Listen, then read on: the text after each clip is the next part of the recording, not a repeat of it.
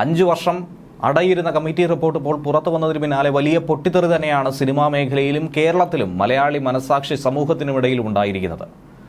ഇനി ഈ റിപ്പോർട്ട് അനുസരിച്ച് മുന്നോട്ട് പോയി അന്വേഷണം നടത്തി കഴിയുമ്പോൾ കുടുങ്ങുന്നത് ഏറ്റവും കുറഞ്ഞത് 50ഓളം പ്രമുഖർ തന്നെയാണ്. അതിൽ നടന്മാർ ഉൾപ്പെടുന്നുണ്ട്, ഡയറക്ടർമാർ, നിർമ്മാതാക്കൾ, അങ്ങനെ എല്ലാ തരത്തിലുമുള്ള ആളുകൾ, സ്വാധീനമുള്ള പ്രബലരായ ആളുകൾ തന്നെയാണ്, മലയാളികൾക്ക് സുപരിചിതരായിട്ടുള്ള ആളുകൾ തന്നെയാണ് അകത്തേക്ക് പോകുന്നത്. അതിന് പ്രത്യേകം ഒരു ടീം രൂപീകരിച്ചുകൊണ്ട് പ്രതിപക്ഷ നേതാവ് പറഞ്ഞതനുസരിച്ച് ഒരു IPS ഉദ്യോഗസ്ഥന്റെ നേതൃത്വത്തിൽ ഒരു ടീമിനെ രൂപീകരിച്ച് കൃത്യമായ രീതിയിൽ പഴുതടച്ചുള്ള അന്വേഷണം നടത്തിയാൽ സിനിമാ മേഖലയിലെ പ്രശ്നങ്ങൾ ഒരു പരിധിവരെ നമുക്ക് തുടച്ചു നീക്കാനായി സാധിക്കും.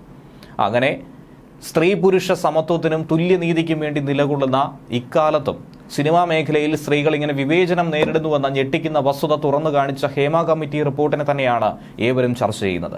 വളരെ വേഗത്തിൽ തിരുത്തൽ നടപടികൾ ആവശ്യമായൊരു മേഖലയാണിതെന്നും കമ്മിറ്റി ചൂണ്ടിക്കാണിക്കുന്നുണ്ട്. ഇന്ത്യൻ സിനിമയ്ക്ക് തന്നെ മാതൃകയായ ഒരു സംഭവം തന്നെയാണ് ഹേമ കമ്മിറ്റി അന്വേഷണവും ഏറ്റവും ഒടുവിൽ ഇപ്പോൾ വന്നിരിക്കുന്ന ഈ റിപ്പോർട്ടും. ഇതുപോലെ സമാനമായി മറ്റ് മേഖലകളിൽ കൂടി അന്വേഷണം നടത്തിയാൽ ഇന്ത്യൻ ചലച്ചിത്ര മേഖലയെ വളരെ മികച്ചതാക്കി സുരക്ഷിത ഇടമാക്കി മാറ്റാൻ സാധിക്കുമെന്നാണ് ഇവരും ചൂണ്ടിക്കാണിക്കുന്നത്.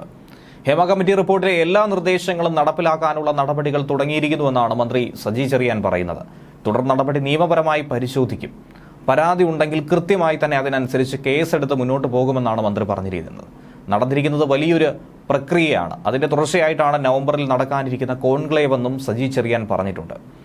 ഈ മാസം റിപ്പോർട്ട് പുറത്തു വന്നിരിക്കുന്നു. 2 മാസത്തിന് ശേഷം ഇതിനെ ശക്തമായി തന്നെ ഇടപെടാനുള്ള ഒരു നീക്കവും മന്ത്രിസഭയുടെ ഭാഗത്തു നിന്നും ഉണ്ടാകുന്നു. ഹേമ കമ്മിറ്റി റിപ്പോർട്ട് കോടതിയുടെ പരിഗണനയിലുള്ള ഒരു വിഷയമാണ്.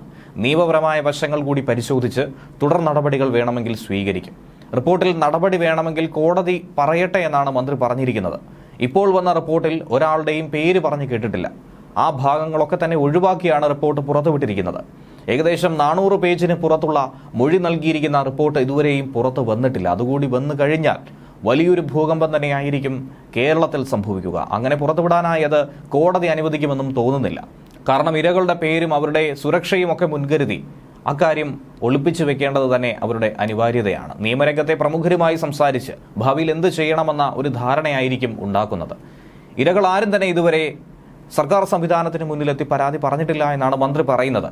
പരാതി പരിഗണിക്കാനായി പ്രത്യേക സംഘത്തെ നിയമിക്കുമോ എന്ന കാര്യം പരിശോധിക്കാനാണ് മന്ത്രി തീരുമാനിച്ചിരിക്കുന്നത്. സർക്കാർ എപ്പോഴും ഇരയ്ക്കൊപ്പവും സ്ത്രീ സമൂഹത്തിനൊപ്പവും തന്നെയാണ്. അതിലൊരു മാറ്റവുമില്ല എന്നും വ്യക്തമാക്കുന്നുണ്ട്. സർക്കാരിന് മുന്നിലേക്ക് എന്തെങ്കിലും വന്നാൽ കർശന നടപടി സ്വീകരിച്ചിരിക്കും. യാതൊരുവിധ വിട്ടുവീഴ്ചയും സർക്കാർ ചെയ്യില്ല എന്നാണ് പറയുന്നത്. ഹേമ കമ്മിറ്റി റിപ്പോർട്ടിലുള്ളത് 24 നിർദ്ദേശങ്ങൾ. അത് സർക്കാർ പരിശോധിക്കുന്നു. ജസ്റ്റിസ് ഹേമ കമ്മിറ്റി റിപ്പോർട്ടിന്റെ അടിസ്ഥാനത്തിൽ അന്വേഷണം ഇനി ഇങ്ങനെ നടത്തിയാൽ സിനിമാ മേഖലയിൽ ഏറ്റവും കുറഞ്ഞത് 51 പേർക്കെതിരെയെങ്കിലും കേസെടുക്കേണ്ടി വരുമെന്നൊരു നിഗമനമാണ് സർക്കാരിനുള്ളതെന്നും സൂചനയുണ്ട്.